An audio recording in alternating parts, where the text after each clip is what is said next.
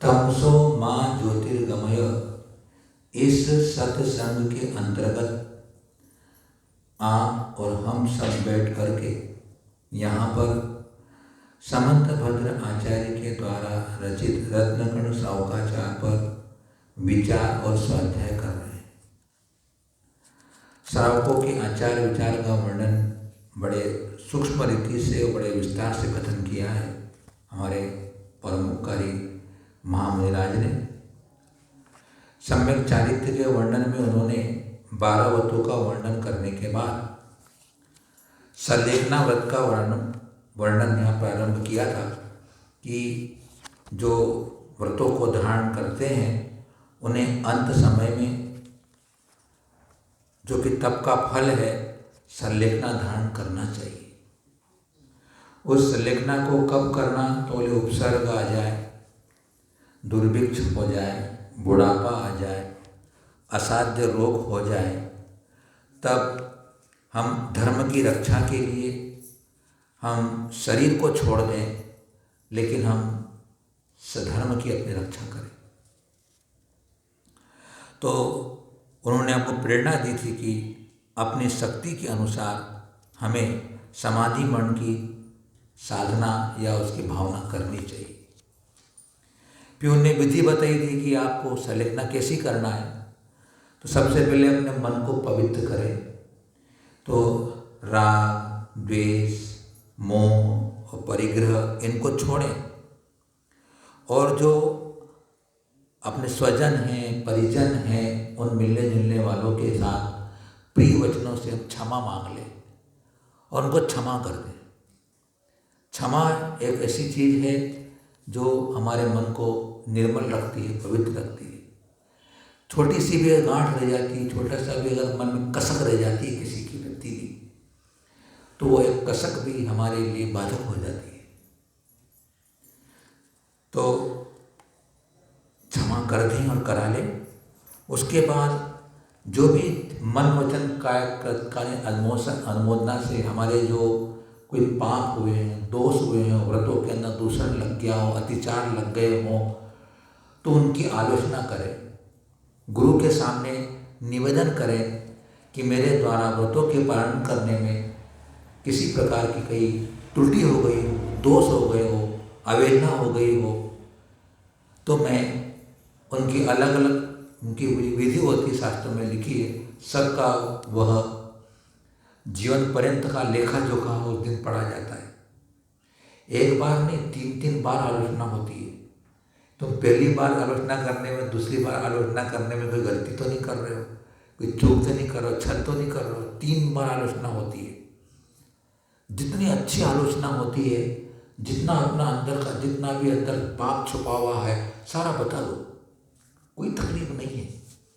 जितना अपना जो भी दोष बता देते हैं गुरु के सामने, उतना मन हल्का हो जाता है।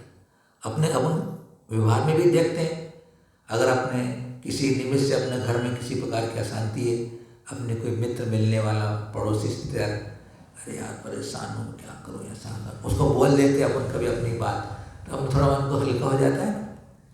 तो वैसे ही गुरु को अपने सारी बात बता देने के बाद आप महाव्रतों को धारण करें। ठीक है, जीवन पर्यंत आपने अणुव्रतों को पालन किया। जब लोग लग रहा है कि समय नज़दीक है, अपनी आयु समाप्त तो होने वाली है, तो महाव्रतों को पालन करने की, महाव्रत धारण करने की भावना बनाना चाहिए। तो फिर वह समस्त पापों को त्याग करके वह महाव्रतों को धारण कर ले।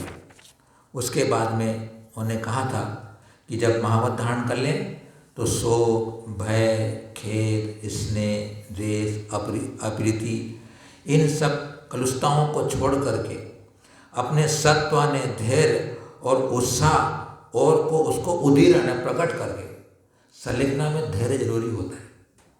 कभी कभी क्या होता है कि सल्लेखना चलती है और वो चारों प्रकार का आहार पानी का त्याग कर दिया, अब क्या है, मृत्यु तो अपने हाथ में थोड़ी है। 1 दिन निकल गया, 4 दिन निकल गए, 5 दिन निकल गए, अरे यार समाधि नहीं हो रही, होता है बड़ा मुश्किल का। यानी साथ में रहने वाले साधु को हो जाता है, अरे यार 4 दिन हो गया। तो ये संसार का बड़ा विचित्र काम। तो धैर्य चाहिए, जब तक आयु का एक निश्चित होगा तब तक जीव को हम कुछ नहीं कर सकते। उस समय वो धैर्य जरूरी होता है, और धैर्य के कारण शांति बनी रहती है, और धैर्य खो देते हैं अशांति हो जाती है। धैर्य और उत्साह जरूरी होता है। संलेखना के लिए उत्साह चाहिए। भगवान की भक्ति, जितनी भक्ति करते हैं उस समय मनोबल बढ़ता है, आत्मविश्वास बढ़ता है, शरीर में शक्ति न होते हुए भी ताकत आ जाती है भक्ति से ज़्यादा। और अपने मन को प्रसन्न रखते हुए शुद्ध रूपी अमृत का पान करें, शास्त्रों को सुने और उसको मनन चिंतन करें। फिर कल चर्चा चली थी, कल से प्रारंभ हो गया था वैसे, तो कल एक ही श्लोक हुआ था। उसमें बताया था कि ये तो अपने अंतरंग का अपने सब हल्कापन कर लिया, अब शरीर को क्रश करना है। क्योंकि देखो संलेखना का मतलब क्या होता है? संलेखना, संलेखना, सत यानी भली प्रकार, खुशी से, निष्कषाय भाव से क्रश करना, संलेखना, क्रश करना। किनको? कषायों को क्रश करना, शरीर को क्रश करना। शरीर को क्रश कर लिया, उपवास कर लिए, सब त्याग कर दिया, अंतरंग में कषाय रह गई तो संलेखना नहीं होती। दोनों को, अंतरंग का भी अपने को क्रश करना है कषायों को, और बाहर से धीरे धीरे धीरे धीरे शरीर से भी अपन उसको कमजोर करते जाएं। तो सबसे पहले ने कहा कि आहारम परिहाप्यम, 127 नंबर हुआ। सबसे पहले आप आहार को छोड़ें। और आहार में क्या होता है कि जो अनाज की चीज़ें होती है वो आहार के अंदर कहलाती है, जिससे कि पेट भरता है। पहले अपन अनाज को धीरे धीरे त्याग करें। एकदम त्याग नहीं कर सकते, तो अपन धीरे धीरे 4 दिन 5 धान लेते तो 4 धान लेंगे भैया, फिर 5 दिन बोले 4-3 धान लेंगे। ऐसा करते करते धानों को त्याग करके ध्यानों को वो छोड़ दें। धान्यों को भोजन को छोड़ने के बाद स्निग्ध पदार्थों को हम बढ़ाएं। इसलिए मतलब दूध पिए, छाछ पिए, जैसी अपने शरीर की अनुकूलता। किसी को छाछ अनुकूल नहीं पड़ता है तो किसी को दूध अनुकूल नहीं पड़ता है, तो उनके अपने शरीर की जैसे उनकी स्थिति होती है वैसे अपन पानी दूध को लें। फिर दूध भी ले रहे हैं, बाद में धीरे धीरे आधा दूध आधा पानी लें। दूध पहले अच्छा ले रहे थे बढ़िया वाला, और उसको अपन क्या करो, आधा दूध आधा पानी। तो शक्ति कम करना ना अपने को। दूध में शक्ति बहुत होती है, ऐसी बात नहीं है। अगर व्यक्ति दूध भी पिए तो वो जी सकता है, ऐसी बात नहीं।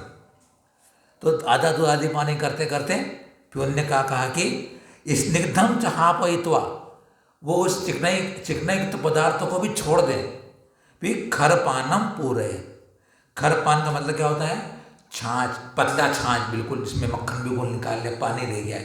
या फिर चावल का मांड होता है ना, पतला पतला, जैसे पेज जो बोलते हैं आपके इधर, वो भी ले सकते हैं। क्योंकि वो क्या करता है?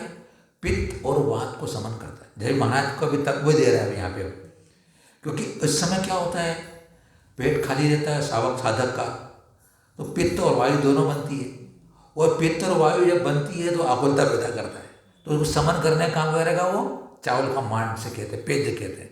वो लेने से फिर जिसको जैसा सूट होता है, कोई मनुक्य का पानी पीता है, कोई आपके नाम से, कोई किसी को रस सूट होता है तो कोई रस लेता है, अपने अपनी शक्ति से। उसको छोड़ने के बाद आप गर्म पानी पे आ जाओ, धीरे धीरे धीरे। कहाँ पे आ जाओ? गर्म पानी पे आ जाओ। अब गर्म पानी ले तो वो भी अपने वात पित्त कफ को संतुलित रखता है। मूल क्या होता है? वात पित्त कफ नहीं बिगड़ना चाहिए। इसलिए समाधि संलेखना की अपन जब प्रार्थना करते हैं, भगवान अंत में कोई रोग न सताए मेरे को, क्योंकि रोग खड़े हो जाते हैं अंत समय में।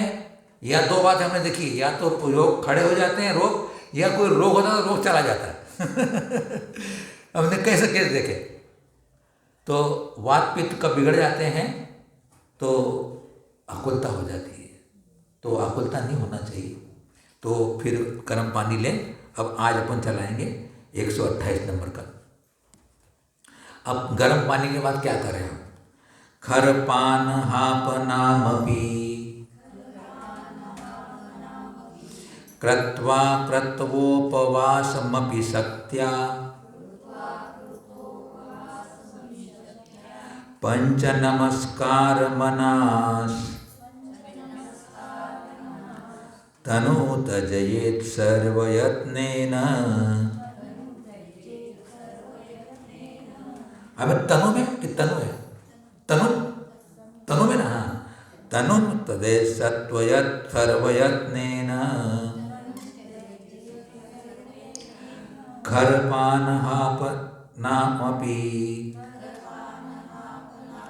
कृत्वा कृत्वोपवासमपि शक्त्या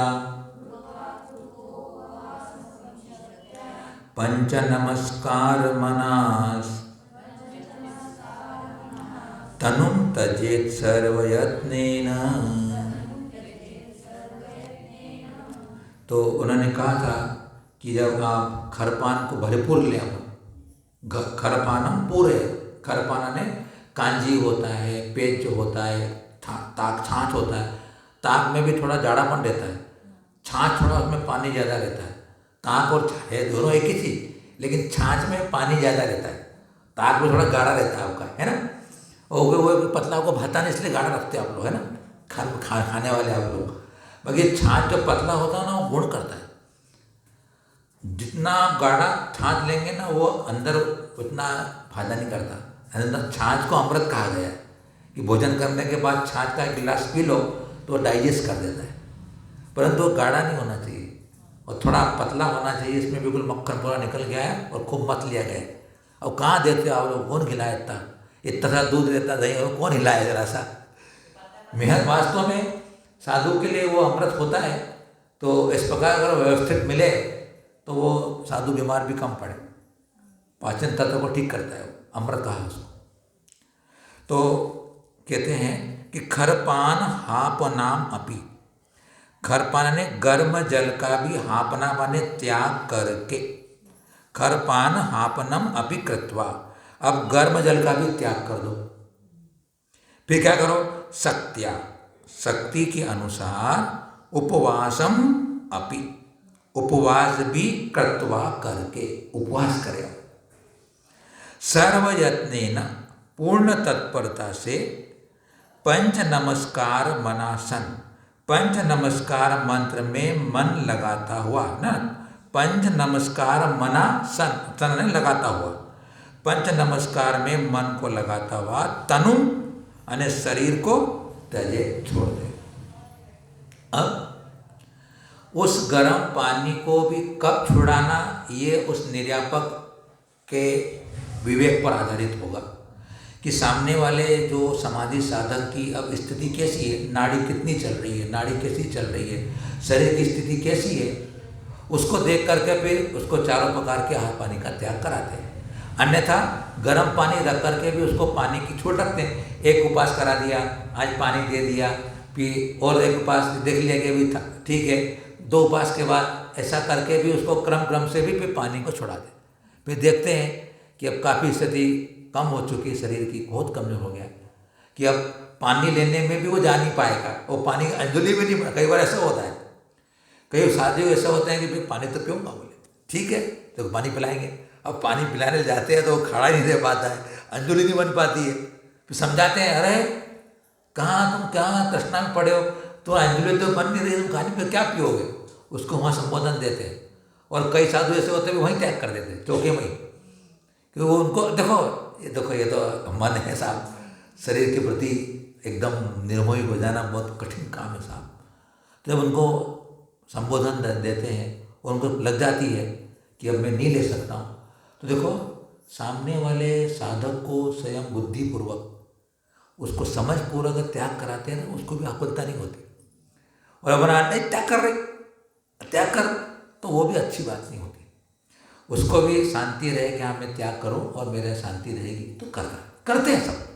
जब इतनी बड़ी साधना कर रहा है तो फिर उसमें वो बात नहीं होती है, तो फिर वह जल का भी त्याग कर दे। अब कोई विकल्प नहीं ना अपने को, क्योंकि अगर आज का भोजन करने के बाद अगर कल का अगर विकल्प रखा है तो भी कल का विकल्प रहता है, कल पानी पीना है, यानी ये तो विकल्प रहता है ना, तो वो विकल्प खत्म पीने का। अब उसके बाद क्या होगा, ये चीज़ भी कम हो जाती है बार बार में, तो इस समय ज़्यादा होता ही है क्योंकि अंदर क्या होता है, खून होता है ना, अब खून पानी बनता है, वो अपना अंदर अग्नि तो रहती है अपनी, तो शरीर में जहाँ जहाँ हड्डियों में मांस चर्बी रहती है वो खींचता है वो, तो वो खून और जो मांस है वो पानी बनना शुरू हो जाता है, फिर वो पेशाब के माध्यम से निकलता है, तो वो कम हो जाता है। अब शांति हो गई उसको, अब से उसको कुछ नहीं करना है, पंच परमेश्वरी का स्मरण करो भैया, ध्यान करो, श्रवण करो, जो सुनाने उनकी बात सुनो, आराम से करो। तो इस प्रकार वह नमस्कार को नमस्कार मंत्र में मन को लगा करके शांति से वह ध्यान करे। इस प्रकार जब वह कर लेगा तो वह शरीर को छोड़ जाएगा।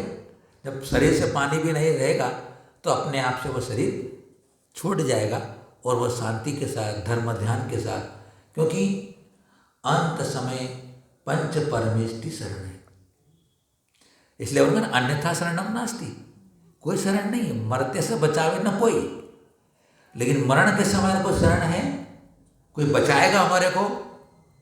बचाने का मतलब क्या, हमको जिंदा कर देगा, जिंदा रखेगा, ऐसी बात नहीं है। हमारे बार बार के मरण को छुड़ा देगा, बार बार के जन्म को छुड़ा देगा, वो शरण हमारे लिए है पंच परमेष्टि।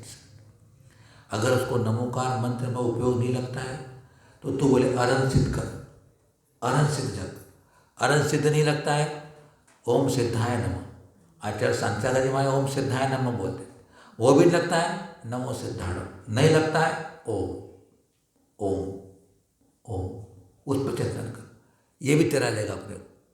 अरे मूलाचार में कहा है, सलेखना अधिकार मूलाचार में भी आया है कि शुद्ध केवली भगवान जिन्होंने शुद्ध का ज्ञान प्राप्त कर लिया था वो भी ओम का ही ध्यान करते।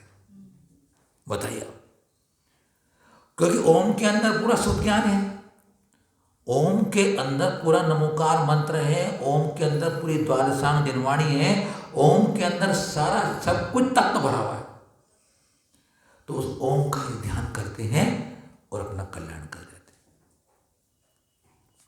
अब संलेखना कर ली उन्हें, लेकिन संलेखना अतिचार रहित होना चाहिए, इसलिए अब संलेखना व्रत के अतिचार बताएंगे अपने। 12 व्रतों के अतिचार बताए थे, 12 पंजे 60, सम्मेलन के बताए थे 5, ये संलेखना के 5, ये 70 अतिचार से रहित हमें व्रती जीवन को पालन करना चाहिए। आहारम परिहाप्य, नहीं इधर, हाँ पन्ना पड़ गया, जीवित मरणासन से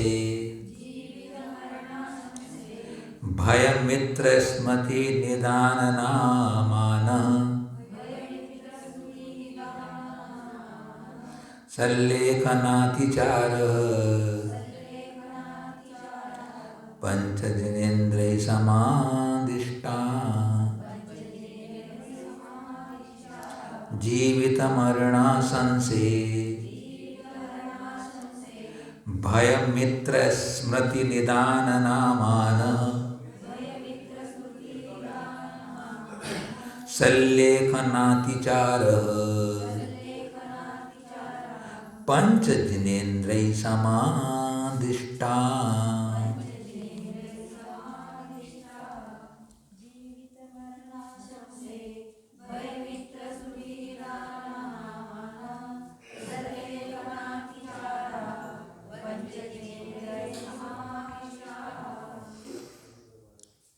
जीवित मरणा संशय, जीविता संसा और मरणा संसा, जीवन की आशा और मरण की आकांक्षा। अभी चर्चा करेंगे अपन। भय मित्र स्मृति निदानामान, भय मित्र स्मृति और निदान नाम से युक्त पंच 5 सल्लेखनातिचार, सल्लेखना के अतिचार जिनेन्द्र भगवान के द्वारा समादिष्टा कहे गए हैं। जीने की आशा, मरने की आकांक्षा, भय, मित्र स्मृति और निदान, ये 5 अतिचार है। अब क्या होता है, सलेखना ले ली, अब सलेखना लेने के समय विचार आता है कि मैं और अभी भी जियो, क्योंकि बहुत लोग दर्शन करने आ रहे हैं, बहुत भीड़ लग रही बोले, और लोग आ जाएंगे बोले, होता है जीवित आशा, जीने की आशा, अब मरने की आशा, सहन नहीं हो रहा है, जल्दी कम मरो भगवान, कितने दिन हो गए यार, 15 दिन हो गए, 8 दिन हो गए, मरण नहीं हो रहा, मृत्यु नहीं हो रही, विकल्प आ जाए तो वो अतिचार हो जाता है। भाई देखो आप कैसा है, देखो आप अपन विचार करना है इन सबको देख करके, मरना कितना कठिन काम है, इतना आसान काम नहीं। लोग फांसी लगा के मर जाते हैं, जहर खा के मर जाते हैं, वो सोचते हैं आराम से मर गए, अरे वो तो और ज़्यादा खतरनाक है। वो तो फांसी लगा करके जहर खा के मरने वाले तो बहुत ज़्यादा और संक्लेशित होते हैं, इसमें तो उतना संक्लेश नहीं होता है। तो क्या कहा हमने कि संलेखना ध्यान कर ऐसी इच्छा रखना कि मैं कुछ समय तक और जीवित रहता तो अच्छा होता, तो यह जीवित आशंसा नाम का अतिचार होगा। अब भूख प्यास आदि की पीड़ा होने पर ऐसी इच्छा रखना मेरी मृत्यु जल्दी हो जाए तो अच्छा होता। बताइए आप, इतनी साधना करने के बाद भी व्यक्ति के परिणामों में यह विकृति आ जाती।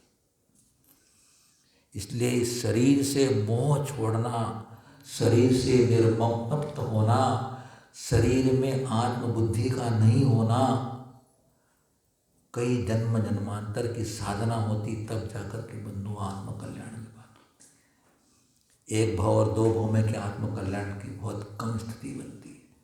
हर समय हर भाव में हमको ऐसा भाव मिले जिसमें मैं भगवान की भक्ति और दिन धर्म मिलता रहे तो मैं कर पाऊंगा। जिन धर्म का नहीं मिलेगा तो क्या करोगे? अब मनुष्य भाव भी मिल जाएगा, जिन शासन नहीं मिलेगा तो हम ये काम कहाँ करेंगे? इसलिए कितना पुण्य अर्जन करना होगा हमारे को, कितना पुण्य संचय करना पड़ेगा कि मैं को हर भाव में भगवान आपकी शरण मिले। जिन्हें भक्ति जिन्हें भक्ति जिन्हें भक्ति दिने दिने सदा मेस्तु सदा मेस्तु सदा मेस्तु भवे भवे, भाव भाव में तो कई सब मांगने थोड़ी हो जाए। ऐसे ही हमारे को सत्कर्म करने पड़ेंगे, ऐसे कोई व्रत तप संयम करना पड़ेगा, तब वो मनुष्य भाव मिलता है। अब क्या हो गया? ये लोक भय और परलोक भय की अपेक्षा के भय के दो भेद है। यहाँ से मरकर मैं कहाँ जाऊँगा? परलोक भय हो जाता है, वहाँ जाऊँगा तो मुझे ये सब मिलेगा कि नहीं मिलेगा। इस लोक का भय, परलोक का भय सदा था। मैंने संलेखना धारण तो की, परंतु मुझे क्षुधा त्रसा आदि की पीड़ा अधिक समय तक सहन न करना पड़े, इस प्रकार का भय होना ये लोग भय बता दिया। बताओ कि मुझे यहाँ ज़्यादा दिन में कष्ट उठाना नहीं पड़े, जल्दी मेरी समाधि हो जाए बोले, तो इस लोक का भय हो गया। और फिर इस दुर्धर कठिन अनुष्ठान करने पर परलोक में विशिष्ट फल होगा या नहीं होगा, ऐसा भय रखना, परलोक भय हो जाता है। बाल्य आदि अवस्था में जिनके साथ कीड़ा की थी, ऐसे मित्रों का बार बार स्मरण करना, मित्र स्मृति नाम। अरे वो तो आए दर्शन करने भी तो यार मैंने संलेखना ले ली, वो मेरा लवटिया यार था, गोडी खेलते थे उसके साथ, गुल्ली डंडा खेलते थे यार, वो ऑफिस में काम करता था, वो अभी तक आया ही नहीं यार। वो मित्र का अनुग्रह आ जाता। इसलिए घर में संलेखना नहीं होती, ध्यान रखना। संलेखना संग में होती कायदे से, घर में सब परिस्थितियाँ बन जाती है।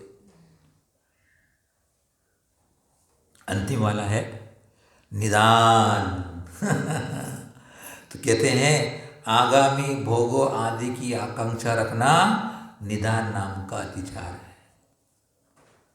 मुझे इंद्र पद मिल जाए, देव पद मिले, ऐसा पद मिल जाए, चक्रवर्ती बन जाऊँ, ऐसे अन्य प्रकार के वो इन तपस्या के फल के रूप में वह निदान कर लेता है। और बताओ, बड़ा पद मिल रहा था, निदान करते छोटा पद ले लेता है। निदान करने से भले कभी मिल तो जाता पदों वाला, लेकिन निदान संसार को बढ़ाने वाला है। निदान करते से ही जीव मिथ्या दृष्टि हो जाता है।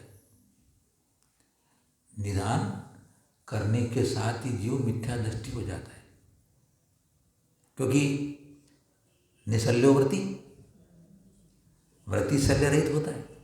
तो माया मिथ्या निदान ये शल्य है। अब निदान शल्य कर लिया, निदान बंद कर लिया, निदान का भाव कर लिया, व्रत तो खत्म हो गया।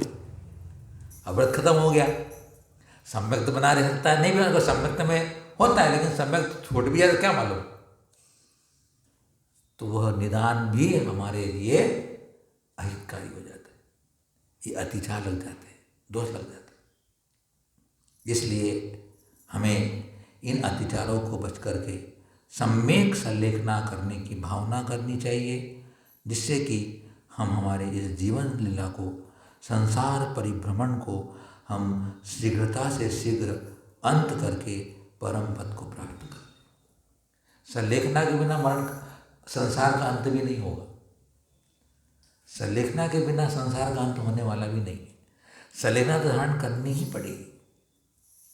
इसलिए कोई बात नहीं, जब भी अवसर मिला है, बिगड़े, एक बार बिगड़ेगी, 2 बार बिगड़ेगी, संस्कार तो पड़ रहा है। और कभी ऐसा योग संयोग अच्छा बेटा हो सकता है कि कभी अच्छी, एक बार अच्छी हो गई तो तकलीफ ही नहीं है।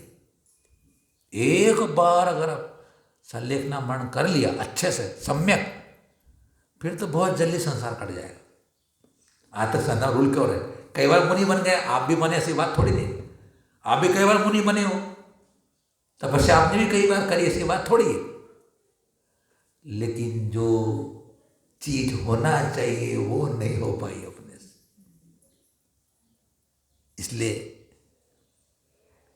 सम्यक दर्शन भी कठिन है, और व्रतों का धारण करना, व्रतों को धारण करके उसका निरंतर पालन करना भी कठिन है। निरंतर पालन करने के बाद संलेखना मरण कठिन है, और संलेखना मरण के बाद केवल ज्ञान कठिन है। एक से एक दुर्लभता है ये। तो जिन दुर्लभता को पार करके आ गए उसका तो लाभ ले लो। इस मनुष्य भाव की दुर्लभता, बहुत दुर्लभता, कठिन थी ये। मनुष्य भाव की प्राप्ति भी बहुत बड़ी दुर्लभता थी, वो हमें प्राप्त हुई है। तो इसमें जो मुझे करना चाहिए वो तो करें कम से कम। अपन जो भी अपने शक्ति अनुसार व्रत, तप, संयम, तपस्या, शांति, कसायों का उपशमन, वैराग्य भावना, ये तो हम कर सकते हैं। भाव की शुद्धि तो कम से कम रखिए। क्योंकि हमने कल चर्चा की थी, अपन ने, मैंने कल किताब पढ़ा द्रव्य संग्रह में, कि हम 24 घंटे की अगर हम पूरा एक लेखा जोखा बनाएं, एक इन जनरल बात कर रहा हूँ मैं, हम 24 घंटे का अगर हम एक लेखा जोखा बनाएं, तो 24 घंटों में मेरे 23 घंटे में, बहुत ज़्यादा ही, यानी बहुत कम ही बोल रहा हूँ, 23 घंटे के परिणाम हमारे अशुभ ही देते हैं। अगर मैं परिणामों को तोलने देखूँ, एक एक परिणाम को विचार करके देखूंगा, तो मैं 90% परिणाम मेरे खोटे होते, बुरे होते, अशुभ होते, अहितकारी होते, दूसरों के भले बुरे के संबंध में होते। अच्छे भाव बहुत कम हो पाते, और जितने बुरे भाव हैं उतना दुर्ध्यान है। हम अब नहीं हो तो हम खुद प्रैक्टिकल करके देखें कि आज नहीं हो तो हम 4-4, 6-6 घंटे का गणित मिला के बैठ जाएं। आज सुबह से 6 घंटे में मैंने कहाँ कैसे कैसे विचार कर ले, मोटा मोटा तो पकड़ में आएगा ना। घर में रहकर, परिवार में रहकर, रिश्तेदारों के बीच में रहकर, नौकर को, चाकर को, व्यापारी को, धंधे में, शरीर को लेकर, खाने पीने को लेकर के, सोने उठने और रोग के शरीर को देख कर, कितने प्रकार के परिणाम नहीं थे, कितना मुश्किल था। इसलिए जहाँ परिणामों की संक्लेशता और विशुद्धता की गणना की गई है अपने कर्णान योग में, कर्मकांड, जीवकांड, धौला आदि ग्रंथों में, संक्लेश के परिणाम कितने क्वांटिटी में है और विशुद्धि के परिणाम कितने क्वांटिटी में है, तो 75% संक्लेश के परिणाम है, 25% विशुद्धि के परिणाम, और विशुद्धि के परिणाम में भी बहुत कम ऐसे परिणाम है जो अपने कल्याण करने वाले होते। बताइए आप। इसलिए भाव की संभाल बहुत करनी पड़ेगी, क्योंकि हर समय ध्यान तो चल ही रहा है, शुभ ध्यान अशुभ ध्यान तो चल ही रहा है। तो ध्यान हमारा कौन सा है? जो मेरी दृष्टि में आया वो ध्यान होगा। अगर मैंने किसी स्त्री का मैंने चित्त में विकल्प आया तो मेरा ध्यान स्त्री में गया, ध्यान रखना। तो स्त्री संबंधी मेरे परिणाम हो रहे हैं, वो स्त्री संबंधी कर्म बनेगा। मेरे को खाने का विकल्प आ गया, अरे यार ये चीज नहीं मिली मेरे को आज, अरे यार मेरे को इसमें था, ये तो ऐसा होगा हो गया, ये हो गया। जो अपने दृष्टि में आया, अपने ध्यान में आया, वही ध्यान है मेरा। और समझना में ध्यान रखना, ध्यान कुछ नहीं है। और अब अच्छे भगवान की मूर्ति अपने ध्यान में आ गई, जिनवाणी का कोई वाक्य अपने दिमाग में ध्यान में, वो अच्छा ध्यान है। किसी की लड़ाई, किसी की झगड़ा, किसी को ताना देना है, किसी को बदला लेना है, किसी को सुनाना है, किसी को नीचे दिखाना है, ये सब विकल्प आ रहे हैं। ये सब अशुभ ध्यान है, अनर्थकारी है, और ये चलते हैं अपने। क्यों? संस्कार वही देते हैं। अगर मेरी सामर्थ्य बने कि जैसे ही मुझे ऐसा अशुभ का विचार आने लगे, मैं सावधान होकर मैं उसे कन्वर्ट करूं, बदलूं। हमें कुछ नहीं करना है, सिर्फ हमारे भावों की दिशा बदलना है। कब होगा? जब सजग होंगे हम। जब कब होगा? हम सावधान होंगे। जब कब होगा? जब हम जागृत होंगे। जैसे मोह नींद में उठते चेतन तो ये जगवान को, मोह की नींद में तो सोए हुए हम लोग। इसलिए बहुत शास्त्र का मनन चिंतन पठन पाठन चलते रहना चाहिए। एक दिन कम से कम, जैसे अपने मोबाइल को 4 घंटे 3 घंटे चार्ज करते हो कि नहीं करते हो, तो कम से कम 24 घंटे में 1-2 घंटे चार्ज तो करो आत्मा के लिए, भगवान के नाम से। ठीक है, गृहस्थी तुमको चलाना है, गृहस्थी भी करना है, वो भी करना पड़ेगा, तुमको मना नहीं कर रहे हम, लेकिन कहीं तो कम समय निकालो 24 घंटे में से। है कब करोगे आप? मरने का समय आएगा जब, है सुनाई नहीं देगा तुम्हारे को, ए करोगे। क्यों भाई बहन जी? दिखाई नहीं देगा। बताओ, हाँ चश्मा निकाला दूर का दिखता नहीं, बताओ आप, ऐसी स्थिति होगी, क्या करो? तो भैया समय का उपयोग कर लो। समय बीता जा रहा है, समय कभी रुकने वाला नहीं है। मैं समय हूं, सुना होगा आप लोगों ने। हाँ, समय की कीमत करो।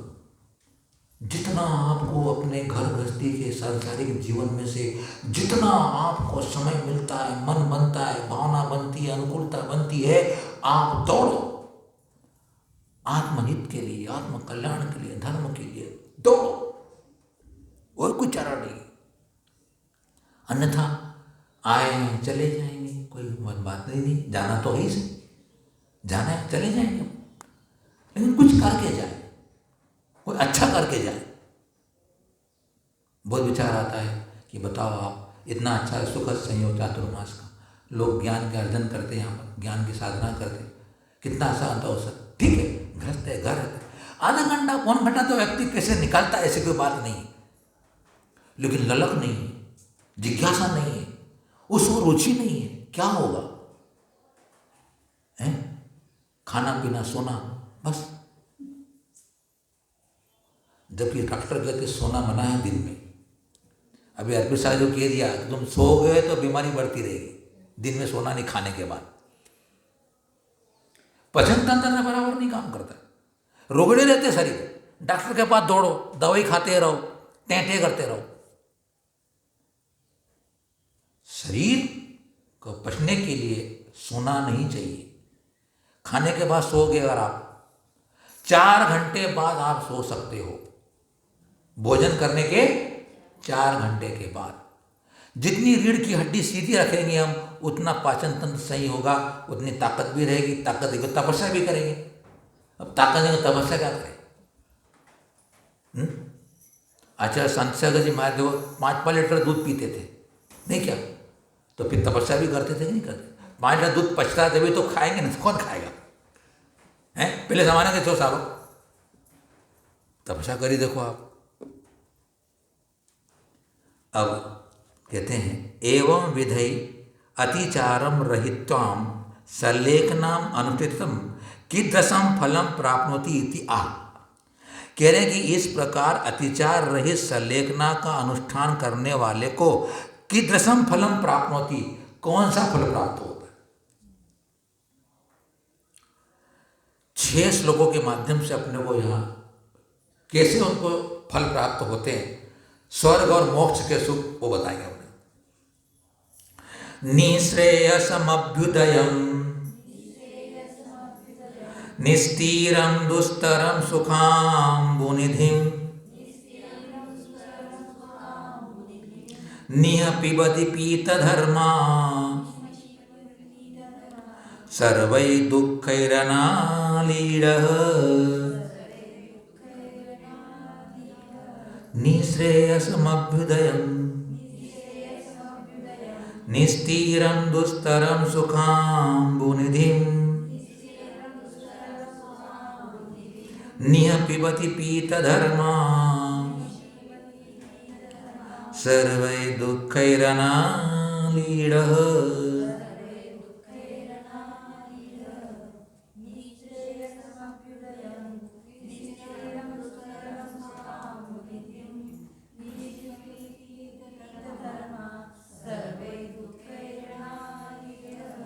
हाँ, देखिए समंतबद्ध आचार्य जो कितना सुंदर फल बता रहे हैं कि पीत धर्मा अर्थात पीत ने पीता हुआ, पीने वाला, किसको? धर्म को।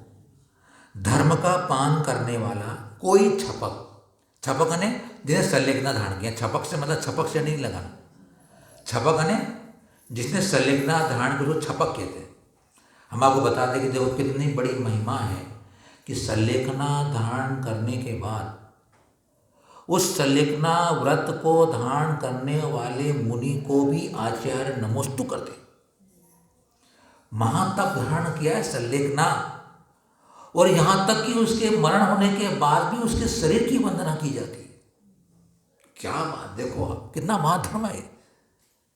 तो धर्म का पान करने वाला कोई छपक सर्वही सभी दुखों से अनालीड, आलीड कहते हैं छूने को, अन नहीं अछूता रहता हुआ, यानी सर्व दुखों से रहित होता हुआ क्या करता है? निस्तिरम, अंतरहित, जिसका अंत नहीं है, ऐसा अंतरहित, सुख अम्बुनिधिम, सुख के समुद्र स्वरूप, निःश्रेयसम, मोक्ष का निहि पिबंती, अनुभव करता है।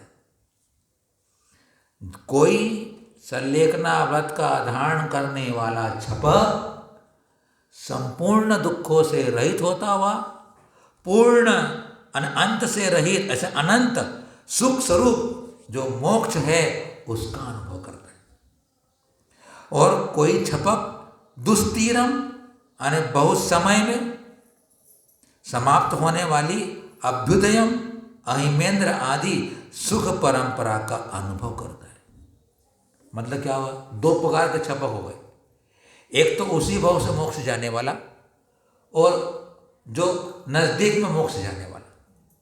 तो उस संलेखना व्रत को धारण करने वाला कोई छपक तो उसी भाव से परम आनंद रूप अनंत सुख का भाजन मोक्ष में चला जाता है, और कोई ऐसे उनका थोड़ा संसार बाकी रह जाता है। कैसे कर्मों की श्रृंखला कैसी बनी उस पर आधार होता ना। कर्म की श्रृंखला ज़्यादा बंधी होगी तो उसको काटना तो पड़ेगा ना, तो कर्म की श्रृंखला थोड़ी रह जाती है। तो कोई 2-4 भाव में फिर वह मोक्ष, वह नजदीक जाएगा, मतलब 2-3-4 भाव में वह फिर वह स्वर्ग के सुख भोग करके मोक्ष में जाएगा। छपक श्रेणी 8वें गुण स्थान से प्रारंभ होती, 8वां, 9वां, 10वां, 11वां, 10वां और 12वां, ये छपक श्रेणी। छपक मतलब जो मोहिनी कर्म को क्षय करता हुआ आगे जाता है उसको बोलते हैं छपक श्रेणी। यहाँ छपक क्या किसको है? जो कर्मों का क्षय कर रहा है वो छपक। यहाँ पर संलेखना में जो कर्मों का क्षय कर रहा है वो छपक, और वहाँ छपक श्रेणी में जो कि कर्मों का सत्ता से नाश कर रहा है, तो यहाँ निद्रा कर रहा है अभी, यानी छपक यहाँ कर रहा है, निद्रा कर रहा है, वहाँ सत्ता से नष्ट होता है, जिसमें छपक श्रेणी में। छपक श्रेणी में क्या होता है? आत्मा से ही कर्म निकल जाते हैं पूर्ण। यहाँ क्या होता है?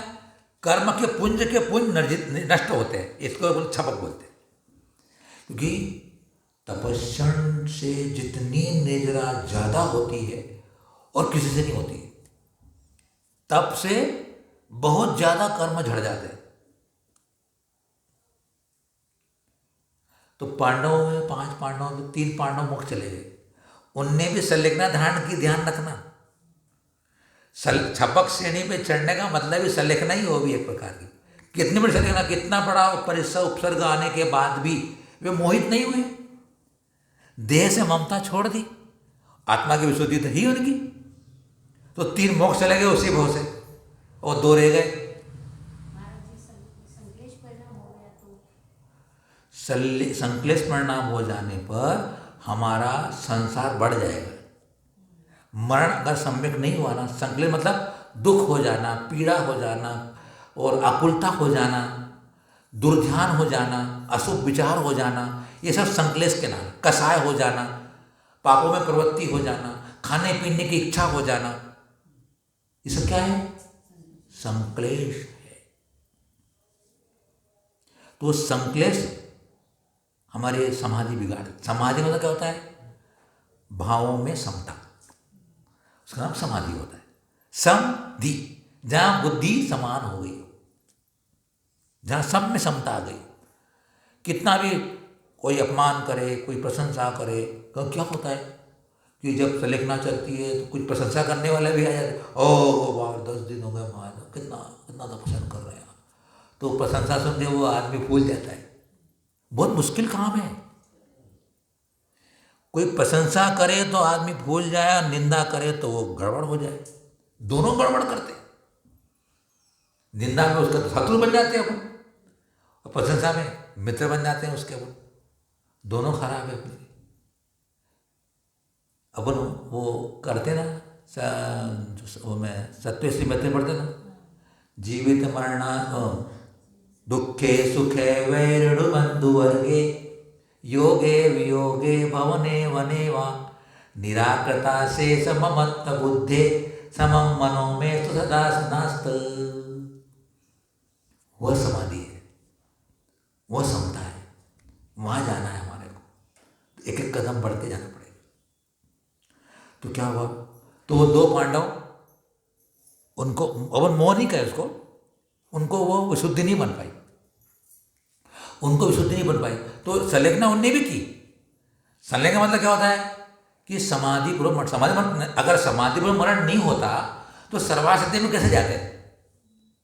समाधि मरण तो किया, लेकिन उनका कुछ संसार बाकी रह गया था, एक भाव बाकी रह गया था। क्या करेंगे हम? तो इसलिए कोई तो अहिमेंद्र बन करके मोक्ष जाते हैं और कोई उसी भय से मोक्ष चले जाते हैं। इसलिए स्वर्ग और मोक्ष मिलते हैं, सीधी सी बात हुई अपने को संलेखना से। तो इस प्रकार अपना आगे और चलेगा कि फिर वो मोक्ष का सुख कैसा होता है, स्वर्ग के सुख कैसे होते हैं, बहुत अच्छा विवेचन आने वाला है। ऐसे इन स्वरूपों को सुन करके मोक्ष तत्व की श्रद्धा बनती है हमारे कि मोक्ष कैसा है, मोक्ष में क्या होगा, हमारे क्या मिलेगा। आइसक्रीम मिलेगा ठंडा वाला? बोलो माँ जी, नहीं मिलेगा। तुप अच्छा शुद्ध वाला तुप, बढ़िया ताज़ा ताज़ा, कल का बना हुआ आज का बना हुआ, दानेदार बढ़िया, नहीं मिलता। फिर वहाँ सुख कैसा होता है? तुप नहीं मिलता, आइसक्रीम नहीं मिलता, वहाँ पर फिर क्या मिलता है? सोने को गादी मिलती है, सोने को बिस्तर नहीं, ठंडी हवा नहीं मिलता, फिर क्या मिलता है? क्या मिलता है? सुख कैसा होता है वहाँ पर? वहाँ सुख तो अपना आत्मा का स्वयं सुख जो होता है वो मिलता है। पर पदार्थ निरपेक्ष, किसी अन्य वस्तु की सहायता के बिना सहज स्वाभाविक सुख अपना आत्मा का गुण धर्म है, वो प्रकट हो गया है। अब उसे किसी अन्य पदार्थ की आवश्यकता नहीं है, वो तो सुखमय ही है, आनंदमय ही है। ऐसा सुख होता है। इंद्रियों की जरूरत नहीं पड़ती, देखने के लिए टीवी भी नहीं मिलेगा अपने वहां पर।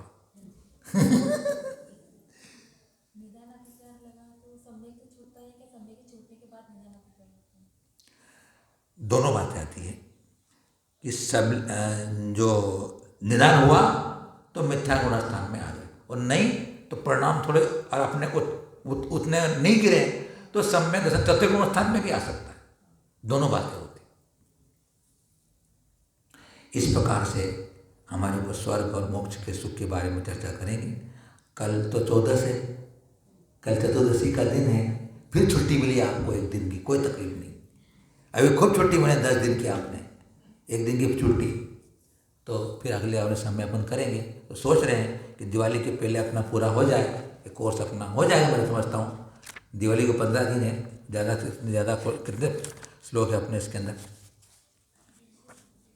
150 है, तो 130 120 बच्चे हो जाएंगे अपने, है ना।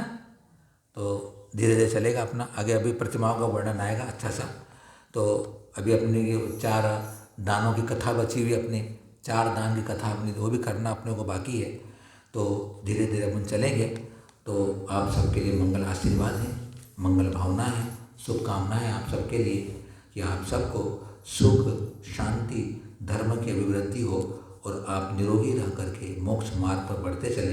इन्हीं मंगल भावनाओं के साथ बोले गुरुवर आचार्य श्री वर्धमान सागर जी महामुनिराज की जय।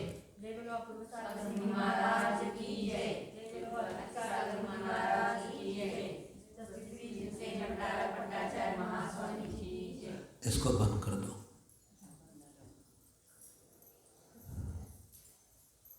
भक्तांबर का भी कल से प्रारंभ हो गया है।